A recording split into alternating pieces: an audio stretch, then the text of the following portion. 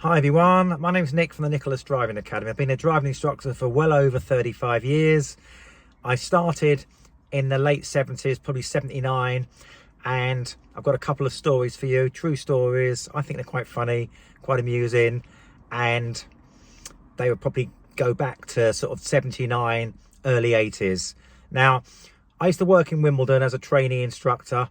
When you're a trainee instructor, you're obviously not very experienced, you're learning the ropes, and if you're any good, which I was, they tend to put a load of lessons on you. Now, basically, my boss used to give me loads of lessons. I was only 21 years old, and my pupils ranged from 17 right up to sort of 40, because Wimbledon was a very affluent area. We used to get a lot of like 35-year-old, mainly female, watch it, there's nothing coming here, pupils, quite wealthy. Husbands often work abroad, and they need to drive and they need refreshers. This is where the story begins. So basically, I was giving lessons to this lovely lady. She was about 35, gorgeous, of course, and rich. Lived up by the Heath, quite near the tennis courts, really affluent area, big house, and a couple of nice Range Rovers in the drive, plus something else as well. Anyway, gave her a couple of lessons in my car, and then we decided to use her car, which is a Range Rover, a Chelsea tractor, which was automatic, which was great. Anyway, she said to me, if I'm going to use my car, there's one thing, I need to bring my lovely little doggy with me, because he misses me everywhere I go. He's pining, and I'll put him in a nice basket, and he'll be secure in the back, and you won't even hear him. I said, okay, that's fine. It's her car, she's paying me, and she brings this lovely pooch with her. Anyway, he's pure blonde and natural, well groomed, looks very, very spoiled, and a gold collar with diamonds on it, and I don't know if it's a boy or a girl, but probably got a name like Samantha or Abigail. Anyway, the dog comes in the back, lovely little mutt. She'd kill me if I said that. Really spoilt, probably has a manicure every week, more looked after than me.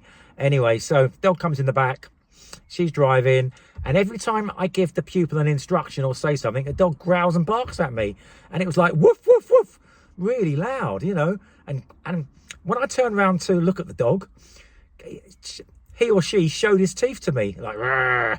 God, it was obviously protecting his owner, obviously worried in case I'm going to run away with his owner, who's a very sport little pooch. Anyway, we carried on with the driving, and the little pooch just kept growling and barking. Every time I raised my voice slightly or told any instructions to the pupil, the dog would go ballistic.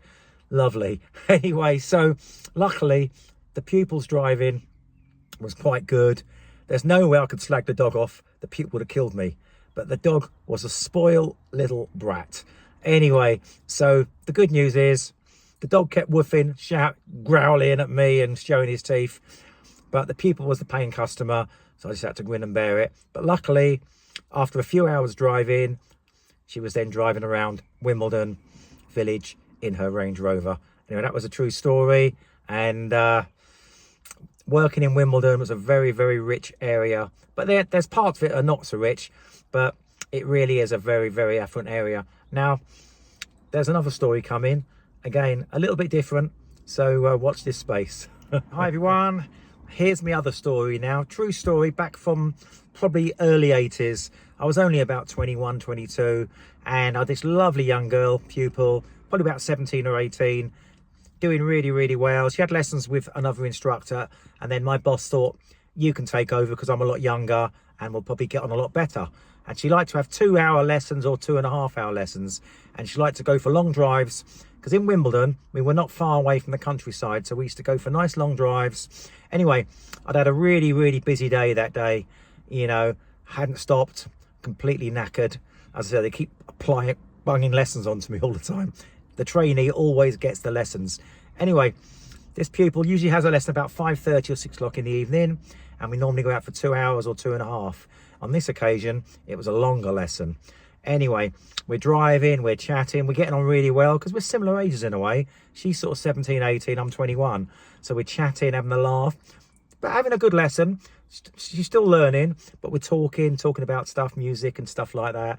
And I'm not thinking, I've done a day's work. The car's pretty low on fuel. I haven't really checked it. And all of a sudden,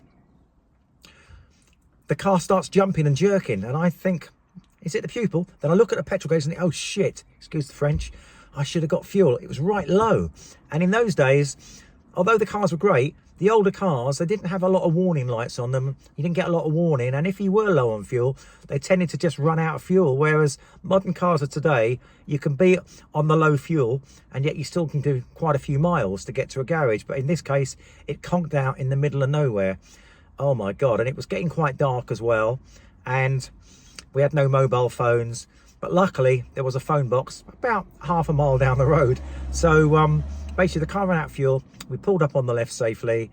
And I said to the pupil, I'm really sorry, I've run out of fuel, but how are we going to get fuel? I'm really worried. And she said to me, look, I'll have to call my dad. He's not going to be very happy, but I'm sure he'll help us out. There's nothing he can do. Luckily, we walked to the phone box. It was working. And we had coins. She rang her dad. And I asked her to apologise to him and tell him what happened. And could he please bring me a can of fuel? Just to get me out of trouble. And she said he'll be fine. He said he's quite angry, but by the time he gets here, he'll have calmed down. Anyway, it takes him about nearly an hour to get here. Anyway, he gets there and pulls up. He looks really angry. He gets out of the car and says, young man, I'm not happy with the way you're operating. It's obviously you've come out with my daughter, gone for a nice long drive in the country and deliberately let the car run out of fuel. I'm not happy. He gets in the car, says to his daughter, get in the car. I'm going to complain to the driving school tomorrow. He gets in the car and I said, where's my fuel? He shouts out the window, he says, by the way, you're in luck. There's a garage about a mile down the road. If you start walking now, you might be home by midnight. See you later and have a good evening. And I thought, Jesus. So he was angry. He left me there completely on my own in the dark. So luckily I walked to the garage. I went the right way. It was about a mile. And luckily it was open. I had money on me and they lent me a petrol can, because those days you couldn't really buy petrol cans that easily. Anyway, so they lent me a can. I trekked back to the car, ages and ages. It was dark, no street lights. I managed to put the fuel in the car, but I had no funnel. So bear this in mind, fuel was going everywhere. But you can make a funnel out of cardboard, little tip for you there. Or anything you got in the car that you can run the fuel over. It just, basically a cardboard curled around the nozzle of the can and you can get your fuel in. Anyway, I managed to get the fuel in and I was really embarrassed. I didn't want to tell the driving school, but the next day I told my boss because I had to, and he said yes, he's heard from the pupil and the father's complained quite badly, but I spoke to him and I apologized and I told him I had a really hard day and his daughter was doing really well on the drive-in and stuff like that. And luckily she came back, carried on having lessons with me, and about 2 months down the line, she'd passed her driving test first time at Southfields Driving Test Centre, which used to be a local centre, but I don't think it's there anymore. Anyway, that was a true story. I mean, I felt really bad, and I think it was a bit horrible of her dad to leave me there in the middle of nowhere, but at least he shouted out to me, there's a garage down the road about a mile. Anyway, it all turned out well. She passed and I gained a bit more experience. Stay safe, everyone, and I hope you enjoyed those stories. Yeah, hi everyone. I hope you enjoyed those stories as much as I enjoyed sharing them with you. It doesn't seem that long ago, but it was probably 1979, 1980, 1981. I was young, learning the ropes. And I can assure you, I haven't run out of fuel since, but I've come close a few times. But these modern cars, they just keep going on the empty. Back in the old days, I can't remember what kind it was. It might have been a Triumph Dolomite, or was it a, I don't know, was it a Ford? It could have been a Ford Escort, I can't remember. But all I know is I didn't get a warning, it just went bump. And that was the end, out of fuel. And of course, the other lesson too, with the pooch, well, what can I say? He growled and growled at me constantly. Don't think he liked me.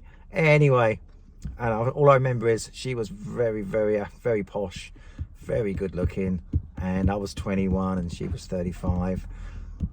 Nothing happened. If it did, she would have had me for dinner, for lunch and for breakfast, and probably spat me out as well. Stay safe everyone, and please enjoy watching the videos, and there's more to come. Stay safe everyone.